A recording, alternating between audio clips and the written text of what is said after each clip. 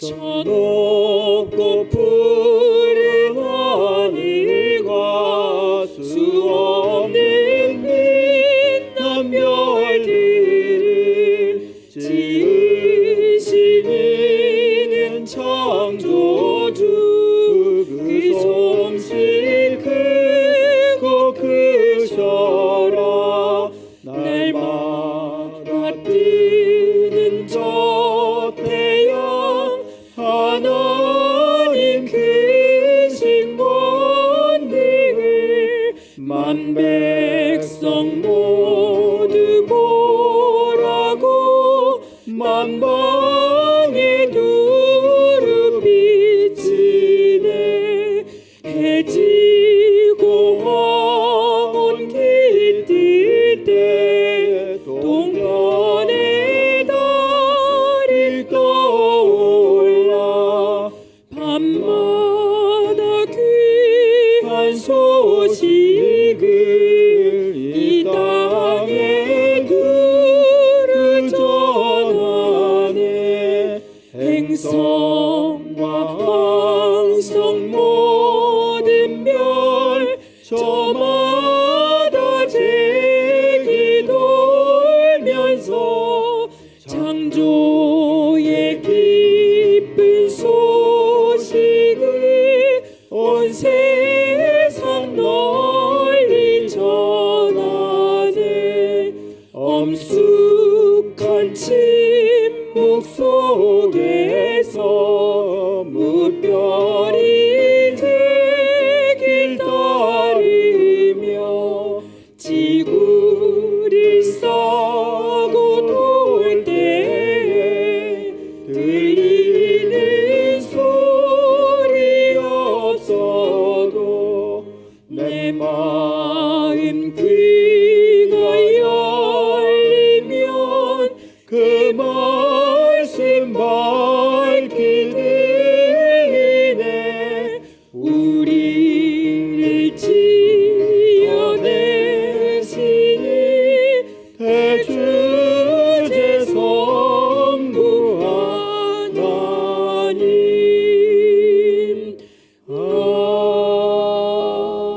아멘. 하나님 말씀은 요나서 오늘 마지막 시간인데요. 요나서 4장 5절부터 11절 함께 교독하도록 하겠습니다. 요나가 성읍에 나가서 그 성읍 동쪽에 앉아 거기서 자기를 위해 초막을 짓고 그 성읍에 무슨 일이 일어나는가를 보려고 그 그늘 아래에 앉았더라.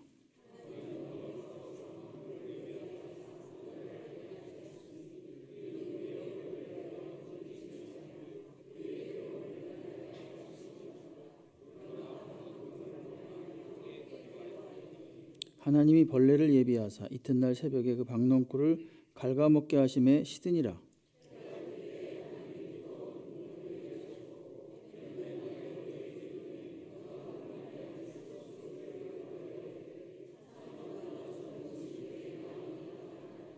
하나님이 요나에게 이르시되 네가 이 박넝쿨로 말미암아 성내는 것이 옳으냐 하시니 그가 대답하되 내가 성내어 죽기까지 할지라도 옳으니이다 하니라.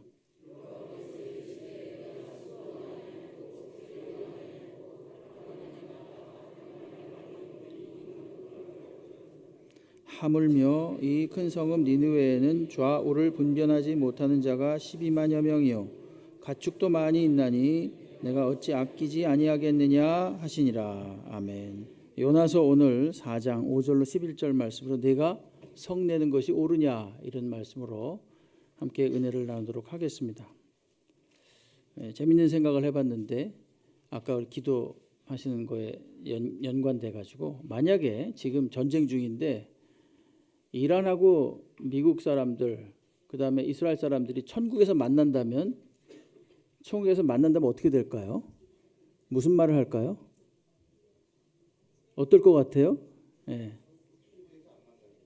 아니 그건 속단할 문제가 아닙니다. 그건 속단하면 안 되고 그렇게 속단하면 안 되고요. 하나님께서 하시는 우리가 모르는데 만약에 만나면 무지무지하게 창피할 것 같지 않습니까? 요나가 니느웨 가기 싫어했습니다. 근데 만약에 요나하고 니느웨는 오늘날로 말하면 이라크예요. 만난다면 천국에서 만난다면 어떻게 될까요? 굉장히 민망하겠죠? 예? 오늘 저희가 정말로 미워하는 사람이 있어요. 누가 보더라도 그 사람 악한 사람이에요. 근데 그 사람을 천국에서 만났네? 어떻게 될까요? 그게 오늘 요나서 얘기입니다. 그게 오늘 요나서 얘기예요.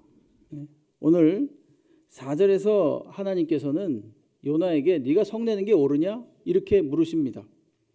그것은 요나가 예상한 것과 전혀 다르게 뜻밖에도 니느웨가 회개를 했어요. 그리고 하나님께서 내리시고자 했던 재앙을 거두셨습니다. 용서함을 받았거든요. 그러니까 그것에 대해서 불평하는 요나에 대해서 하나님이 물으신 겁니다. 네가 성내는 게 옳으냐? 이게 형식은 질문 형식이지만 사실은 뭡니까? 네가 화내는 것은 옳지 않다, 이런 뜻이죠. 책망하는 겁니다. 5절에 보게 되면 오늘 요나는 그 질문에 대해서 아무 대답도 하지 않습니다. 그리고 나서 그냥 그 성을 일방적으로 벗어납니다. 5절을 보십시오. 요나가 그 성읍에서 나가서 그 성읍 동쪽에 앉아 거기서 자기를 위하여 초막을 지었다, 이렇게 말합니다. 하나님께 대해서는 되게 무례한 행동이죠. 옳으냐 그랬을 때 그냥 가버렸어요.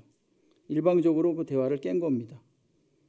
그렇지만 하나님은 그 요나의 무례함에 대해서 언급하지 않습니다. 오히려 참고 기다립니다. 왜냐? 하나님이 요나의 성질을 잘 아셨거든요. 좀 격한 말이죠. 성질을 잘 아셨어요. 앞에 1장에 보게 되면 풍랑이니까 나를 들어서 바다에 던지라 이랬던 거예요. 차라리 내가 만약에 니느웨까지 가서 복음을 전하느니 죽고 말겠다. 저들이 구원받는 꼴을 보느니 내가 죽고 말겠다. 이런 아주 굉장히 센 사람이에요, 성격이. 그러니까 하나님이 그걸 아신 겁니다. 지금 건드려봤자 요나의 수준에서는 하나님을 이해하지 못할 거라고 하나님은 알고 계신 거예요. 보통 우리가 어떤 사람에 대해서 실망하는 이유가 있습니다. 왜 실망을 하느냐? 저러면 안 되는데 하는 내가 세워놓은 그 경계선, 기준이 무너지기 때문에 실망해요. 저 정도의 사람이라면 그러면 안 되는 거 아니야? 저 정도의 위치라면 그러는 거 아니야? 그러면 안 되는 거 아니야? 이렇게 생각하는데 그렇게 행동을 해요. 미리 내가 판단하고 다 경계를 그어 놓습니다. 그걸 넘어가니까 당연히 그 기대와 다른 행동에 대해서 불편하고 화가 나는 겁니다. 그래서 실망하면서 정죄하는 거죠. 대충 그렇게 이 패턴이 있지 않습니까? 대체로 다 비슷할 겁니다. 우리들의 감정이라는 게. 그렇지만 인간은 여러분 다 불완전합니다.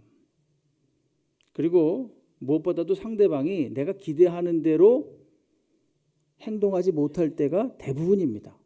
그렇지 않습니까?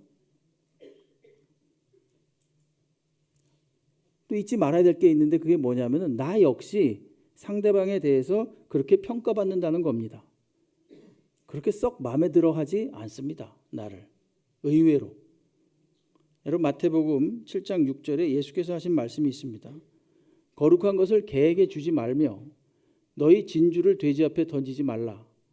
그들이 그것을 발로 밟고 돌이켜 너희를 찢어 상하게 할까 염려한다. 이렇게 말씀하십니다.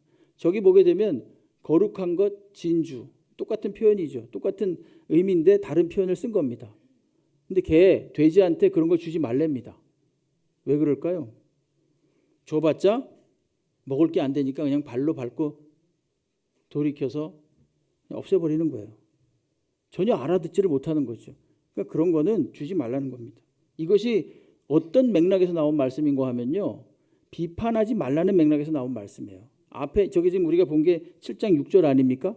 근데 7장 1절부터 5절 사이에 이런 말씀이 나오거든요. 비판받지 아니하려거든 비판하지 말라. 비판하는 그 비판으로 너희가 비판을 받을 것이고 헤아리는 그 헤아림으로 너희가 헤아림을 받을 것이다. 어째요? 형제의 눈 속에 있는 티는 보고 내 눈 속에 있는 들보는 깨닫지 못하느냐. 보라, 내 눈 속에 들보가 있는데 어찌하여 형제에게 말하기를 나로 내 눈 속에 있는 티를 빼게 하라 하겠느냐. 외식하는 자여, 먼저 내 눈 속에서 들보를 빼어라. 그 후에야 밝히 보고 형제의 눈 속에서 티를 뺄 것이다. 이렇게 예수께서 말씀하시는 겁니까? 이게 무슨 말씀입니까? 그리고 나서 하신 말씀이 바로 7장 6절의 말씀이에요. 다시 한번 보여주시죠. 7장 6절의 말씀. 비판하지 말라는 말씀을 하고 나서 7장 6절 말씀 뭐라 그랬죠? 거룩한 것을 그러므로 개한테 주지 말고 진주를 돼지 앞에 놓지 말라는 겁니다. 이게 무슨 말인가 하면은 먼저 누군가를 비판하기 위해서는 첫째, 너 자신을 먼저 돌아보라는 얘기입니다. 나 역시도 남에게 그런 평가를 받을 수가 있다는 것을 생각하라는 얘기예요. 일방적으로 그를 판단하지 말고. 두 번째는 뭐냐 하면은 받을 만한 자에게 주라는 것입니다. 받을 만한 자에게.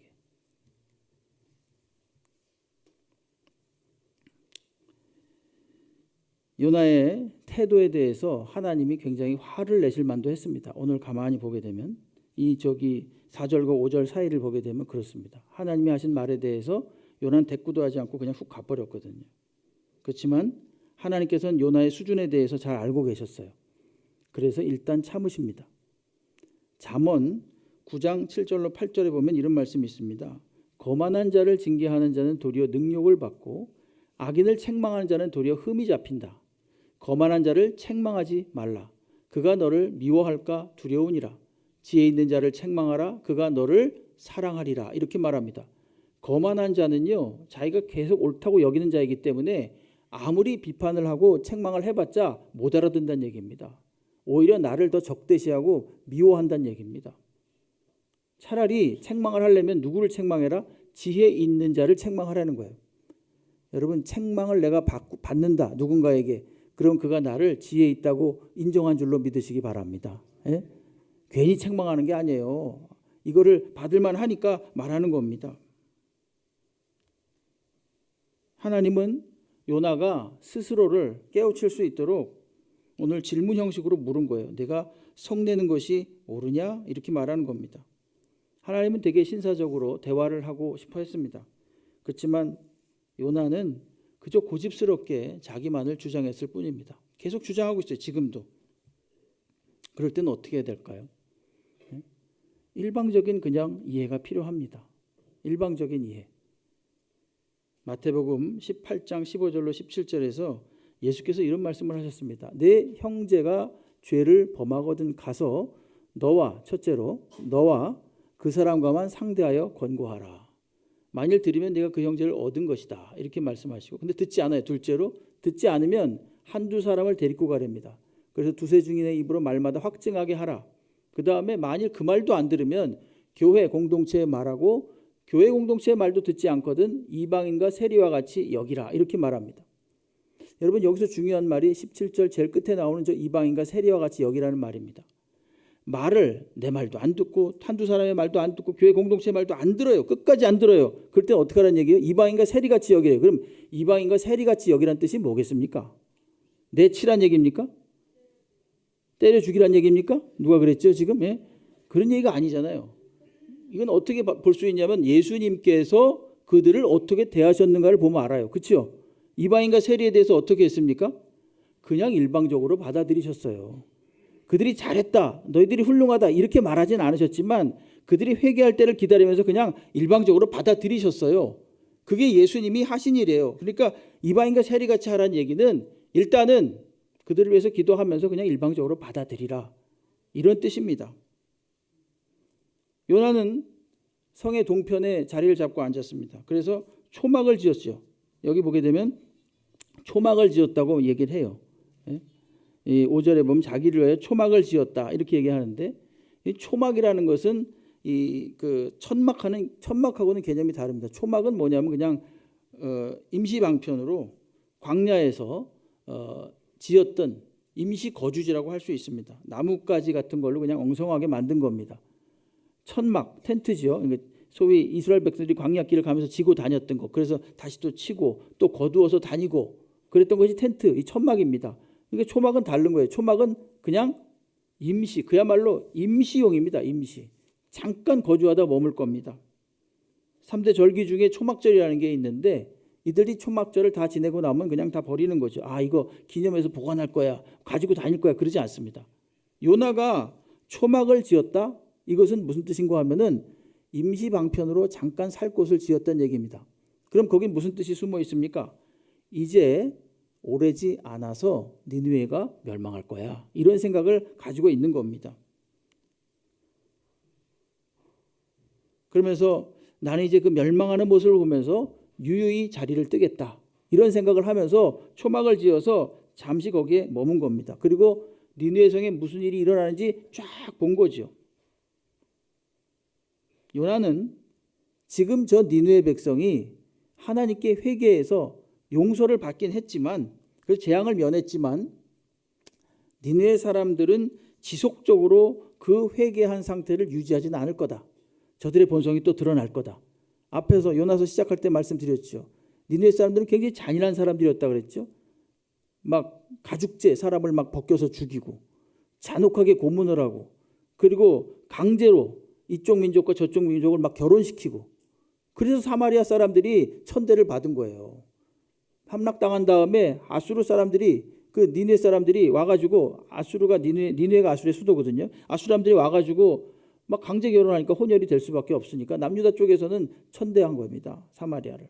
그 정도로 아주 굉장히 잔인한 그런 민족이었어요. 그렇기 때문에 분명히 하나님, 저들이 잠깐 깜짝 놀래가지고 회개는 했지만 또 나쁜 짓 할 겁니다. 그렇게 생각을 한 거예요.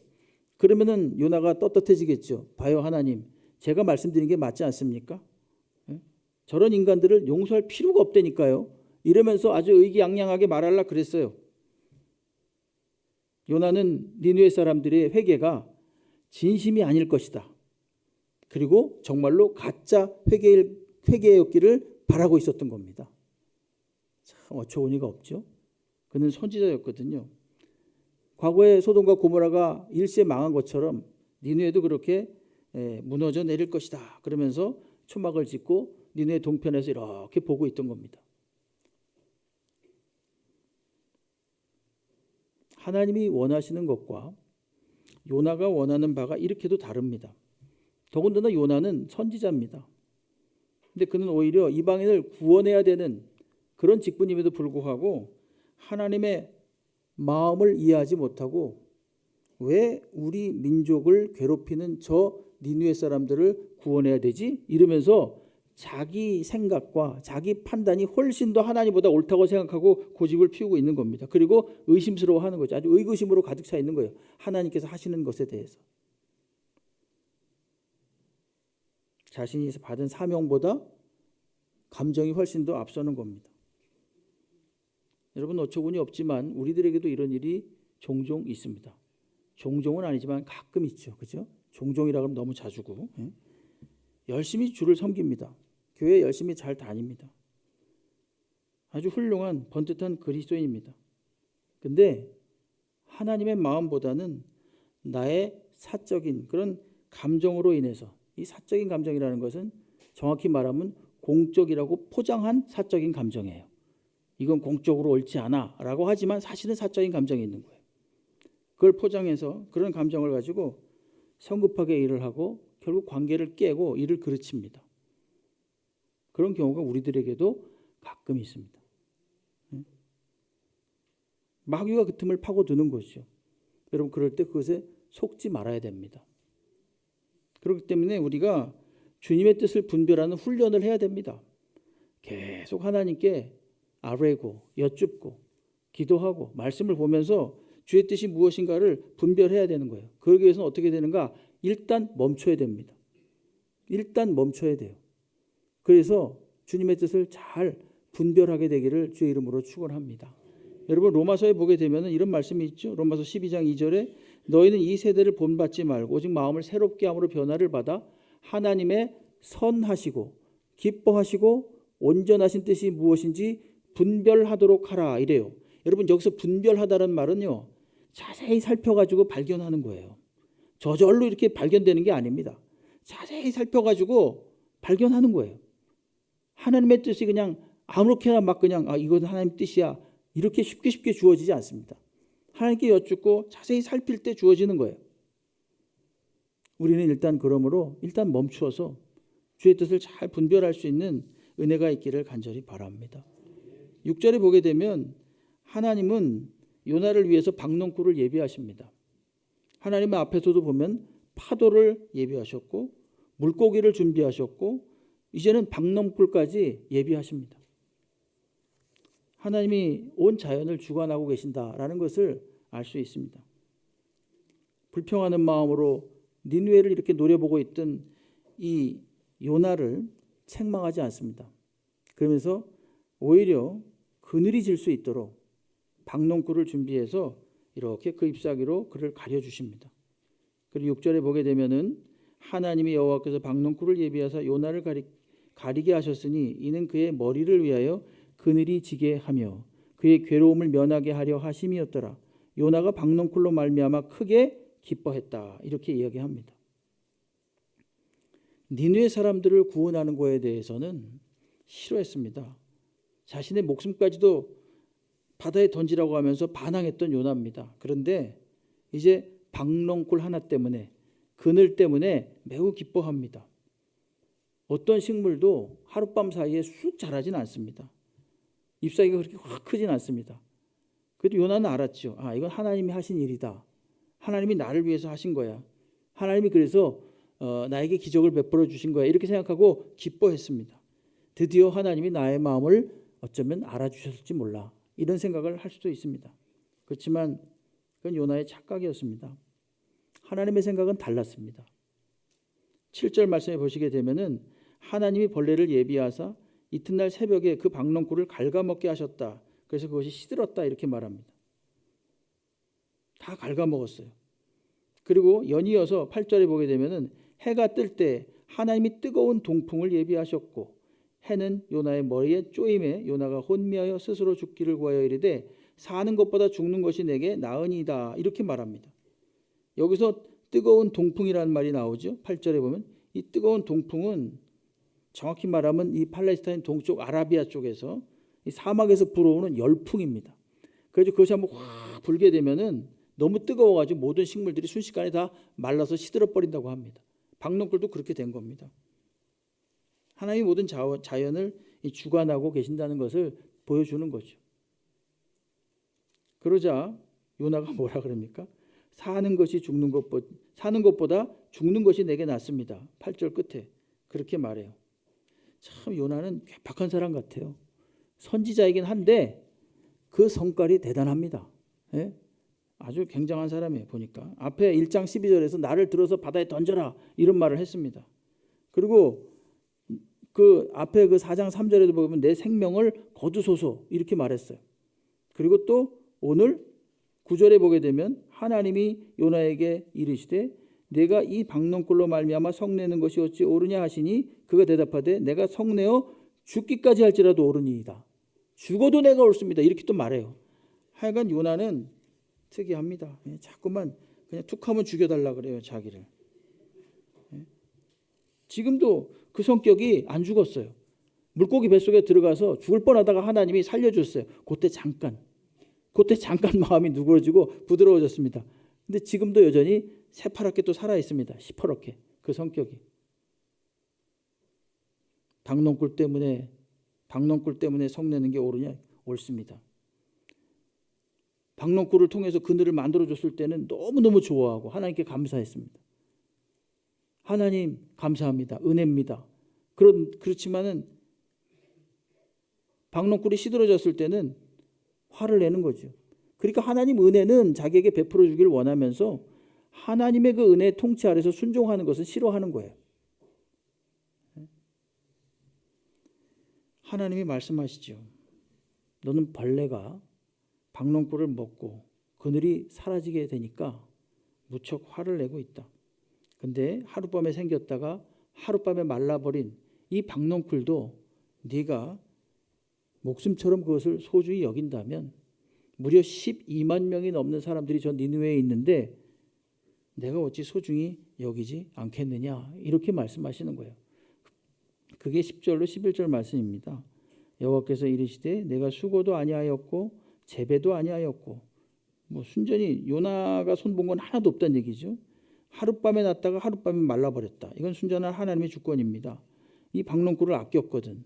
하물며 이 큰 성읍 니느웨에는 좌우를 분별하지 못하는 자가 12만여 명이요 가축도 많이 있나니 내가 어찌 아끼지 아니하겠느냐 하시니라 이렇게 말합니다.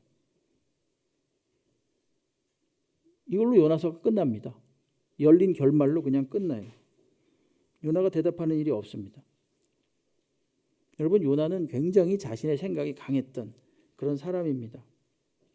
요나는 하나님의 긍휼의 마음을 몰랐습니다. 아니, 몰랐다기보다는 사실은 알면서도 애써서 무시했습니다. 왜냐하면 자신이 가지고 있는 니느웨에 대한 감정, 그리고 자신이 생각하기에, 내가 판단하기에 요번에서만큼은 하나님이 실수하신 겁니다. 그렇게 생각했기 때문이에요. 왜 저 악독한 니느웨 사람들을 살려줘야 됩니까? 요번엔 제 판단이 옳아요, 하나님. 그렇게 끝까지 고집하고 있는 거예요. 아무리 생각해도 구원받을 만한 가치가 없는 그런 민족이라고 생각했기 때문입니다. 그래서 하나님께 버티고 반항했던 겁니다. 하나님 나라의 백성입니다. 그가, 요나가. 그렇죠? 그러면서도 더군다나 선지자이면서도 전혀 하나님 나라 백성답지 못한 모습을 우리들에게 지금 보여주고 있는 겁니다.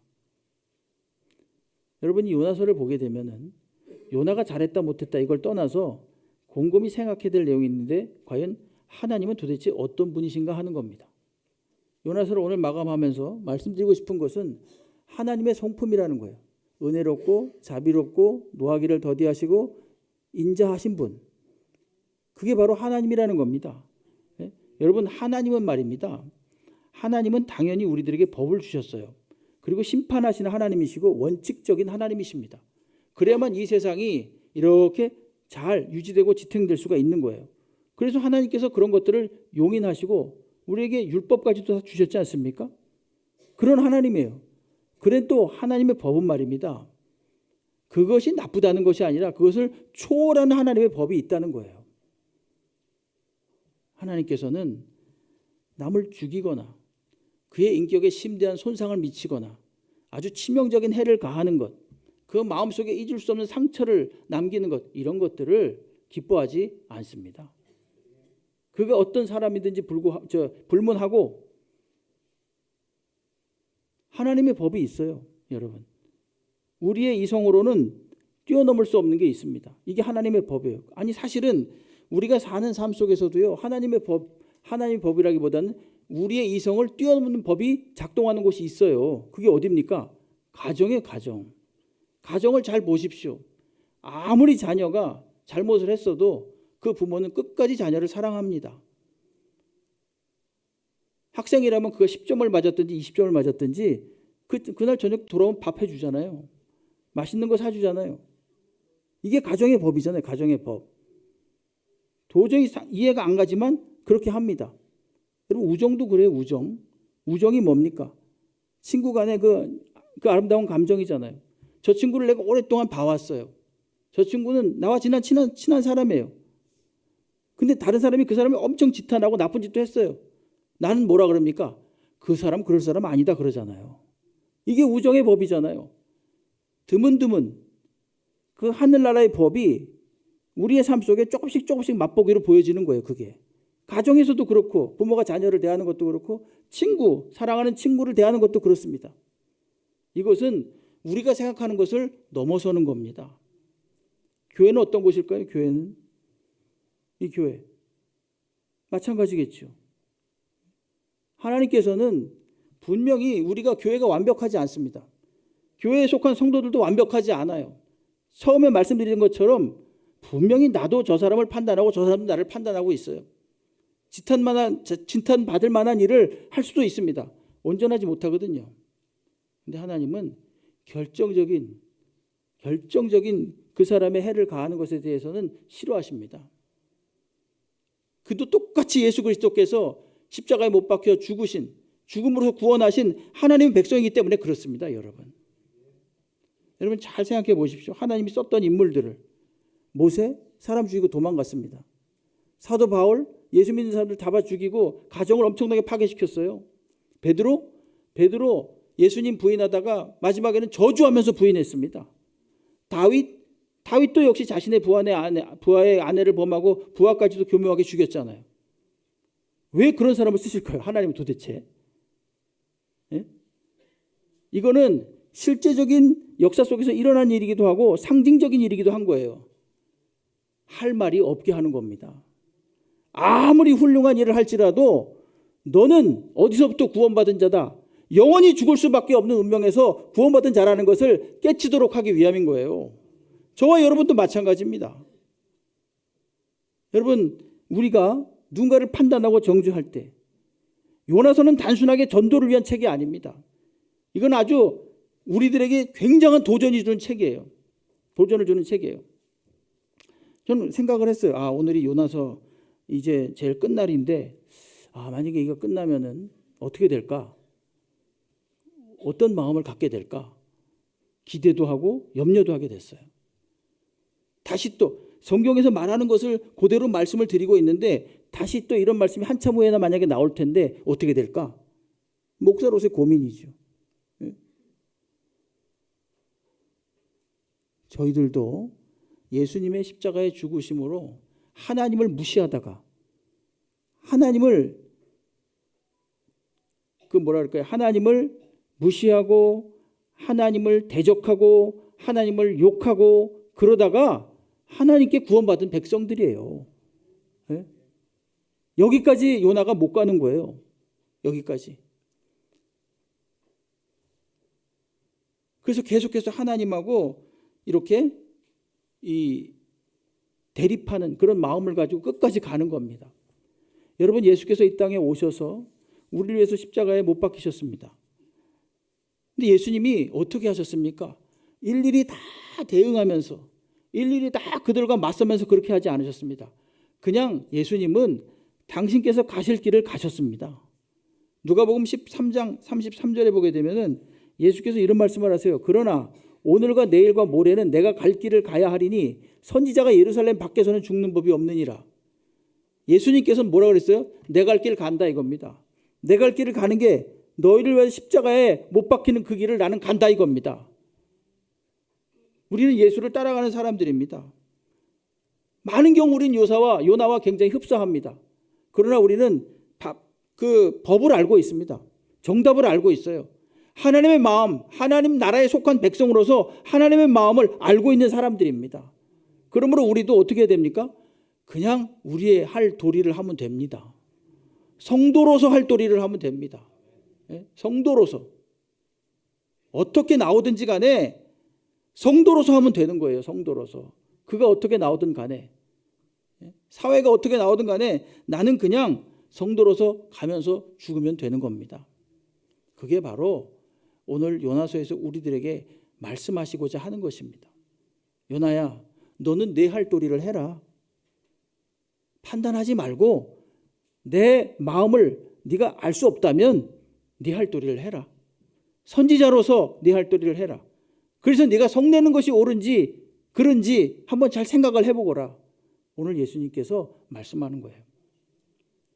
하나님께서. 여러분, 우리가 속상해하는 마음과 이해 못하는 마음을 하나님 모르시겠습니까? 다 아십니다.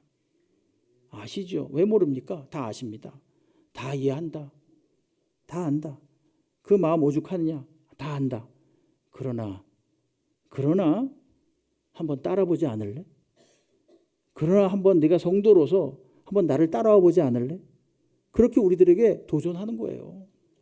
예? 요나서 전체가 주는 메시지는 바로 그거예요. 나를 따라오너라. 한번 나처럼 해보지 않을래? 이해가 잘 안 가도 나처럼 해보지 않을래? 그렇게 지금 주님께서 우리들에게 말씀하시는 겁니다. 여러분, 우리 한번 따라합시다. 한번 받아하시겠습니다. 버티지 말고 순종합시다. 다시 한번 하겠습니다. 버티지 말고 순종합시다. 그럴 때 내 의가 부서지는 거예요. 내 의가 부서지면 못 살 것 같지만 아닙니다. 오히려 더 풍성하게 살 수가 있습니다. 하나님의 의가 드러날 때 우리가 상상하지 못했던 그런 기쁨이 더 넘쳐나게 될 줄로 믿습니다. 오늘 네가 성내는 것이 옳으냐? 이 말씀을 바로 나에게, 본인에게 적용해 보십시오. 네가 성내는 것이 옳으냐? 그래서 하나님의 마음을 이해하고 그대로 순종하고자 하는 결단을 내리시는 은혜가 있기를 주의 이름으로 축원합니다.